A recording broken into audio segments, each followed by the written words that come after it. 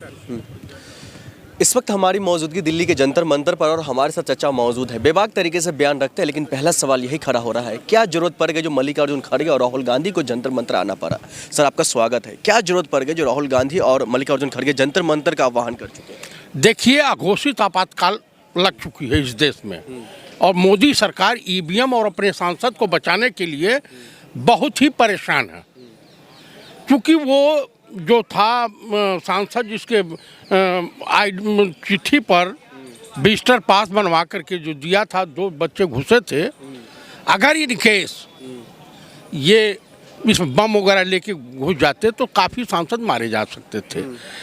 इस घटना की पुनरावृत्ति न हो तो उसके ऊपर जब सांसद गृह मंत्री से जवाब तलब कर रहे थे तो वो जो थे जवाब तलब में भागीदार नहीं बन रहे थे, बाहर जाकर के बोल रहे थे।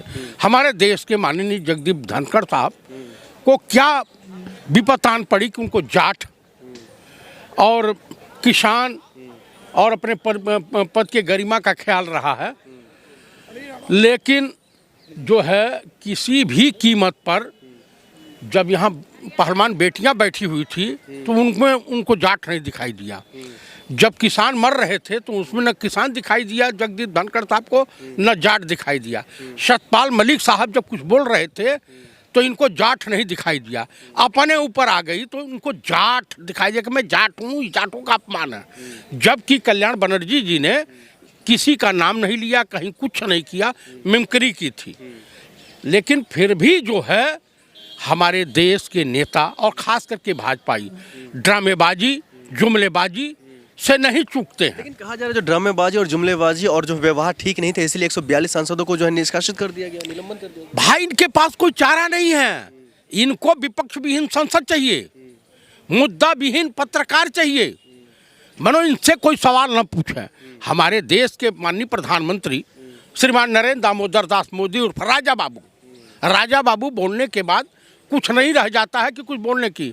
इन्होंने जो वहाँ पे गए थे यूएनओ में, जब इनकी प्रेस कॉन्फ्रेंस किसी तरीके से हुई, सवाल कुछ और जवाब कुछ और दे रहे हैं। प्रेस कॉन्फ्रेंस देश की बेटियां जो है दिल्ली में कर रही थी, अपनी जोता तक छोड़कर चले गए थे। साक्षी मलिक, विनेश फोगाट, बजरंग पुनिया, तमाम लोग हताश हो गए हैं। ब्रिजभूषण शरण सिंह के जो करीबी संजय सिंह को अध्यक्ष बनाया गया WFI। मैं आपको बता दूं कि ब्रिजभूषण शरण सिंह इनके बदौलत जीत करके नहीं आते हैं। फिर किनके बदौलत जीत कर? वो अपने दम पर जीत करके आते हैं, चाहे जैसे।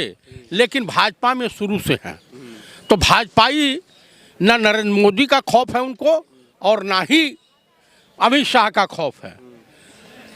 तो कुल मिलाकर के बीजेपी इस देश में अपने तरीके से अगर 2024 में आ गई बीजेपी दोबारा, इन केस वैसे आनी नहीं है, अगर आ गई तो मैं आपको दावे के साथ कह रहा हूं कि लोकतंत्र खत्म हो जाएगा और सेम चाइना वाली स्थिति में ये सरकार रूल करेगी, मनुवादी व्यवस्था लागू कर देगी, देश में संविधान को एकदम धत्ता तार कर देगी।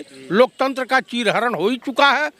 इनके वहाँ बलात्कार पे सवाल ना पूछिए, आप देख लीजिए, मणिपुर आज भी जल रहा है, लेकिन देश का प्रधानमंत्री मौन है। आए दिन बलात्कार हो रहे हैं, यूपी में हो रहे हैं, हर जगह हो रहे हैं। इनकी जहाँ सरकारें हैं, आप बताइए कि इन्हीं के कार्यकर्ता एक गरीब हिंदू के ऊपर घल मूत रहा।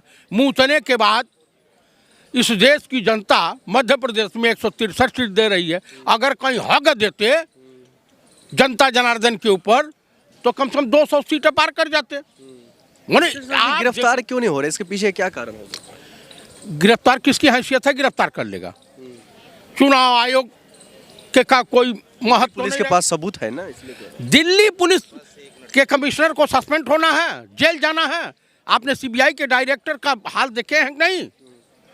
तो कुल मिलाकर के डिक्टेटरशिप। लेकिन कल अगर सरकार चेंज हो जाती है और इनके साथ इस तरह से व्यवहार अगर आने वाली सरकारें करेंगी, तब इनको लोकतंत्र दिखाई देगा, संविधान दिखाई देगा, तब उसके आड़ में छुप जाते हैं। देखिए, मैं आपको दावे के साथ कह सकता हूं कि इस देश में लोकतंत्र नाम की कोई चीज़ नहीं बची हुई है।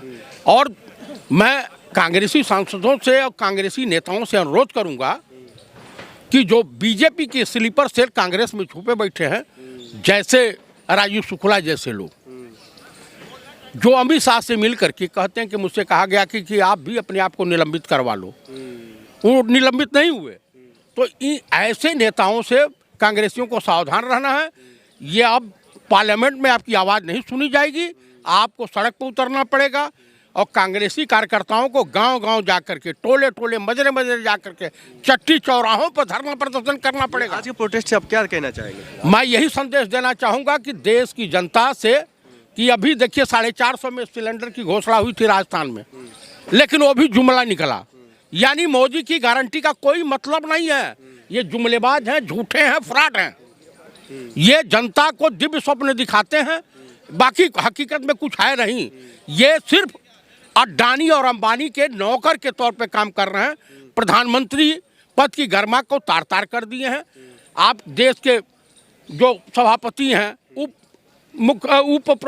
उपराष्ट्रपति हैं, जगदीप धनखड़ जी के व्यवहार को आप लोगों ने देख लिया। ठीक है, आज जो जिस तरीके से आप लोग प्रदर्शन कर रहे हैं, तमाम लोग यहाँ पर आए हुए हैं, तो देश के तमाम सांसदों के लिए राहुल गांधी गिरफ्तारी फिर दे देंगे?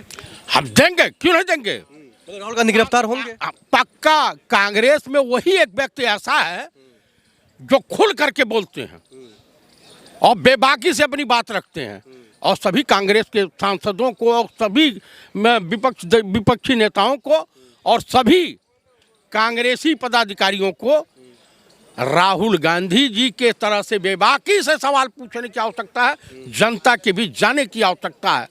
नहीं तो लोकतंत्र नहीं बचेगा और आपके संसद में रहने का कोई औचित्य नहीं रह जाता है। जो राहुल गांधी गिरफ्तारी से डर जाते हैं, सड़कों पर उतरने से डर जाते हैं, इसलिए मैंने ये पूछा। आप बताइए किसने कह दिया? आप भट्टा परसौला वाला मामला देखे हैं नहीं? गए थे नहीं? हाथरस वाली घटना देखे हैं नहीं? वहाँ पे किसानों का आंदोलन जो था उसको आपने देखा है कि नहीं? मध्य प्रदेश वाला राहुल गांधी कहाँ नहीं रहे? ये जो झूठी अफवाहें आप बताइए, नरेंद्र मोदी कितने धरना प्रदर्शन किए हैं, अमित शाह कितने धरना प्रदर्शन किए हैं? अरे इस देश की जनता की अभी गुलामी मानसिकता गई नहीं है। वो अपने पूर्वजों का इतिहास उठा करके देखें तो क्या से क्या हो गया है। अभी आपको बता रहा हूं कि आने वाले दिनों में बेरोजगारी का आलम होगा कि रोजगार नहीं मिलने की स्थिति में क्राइम बढ़ेगा। ठीक है, शुक्रिया बातचीत करने के लिए।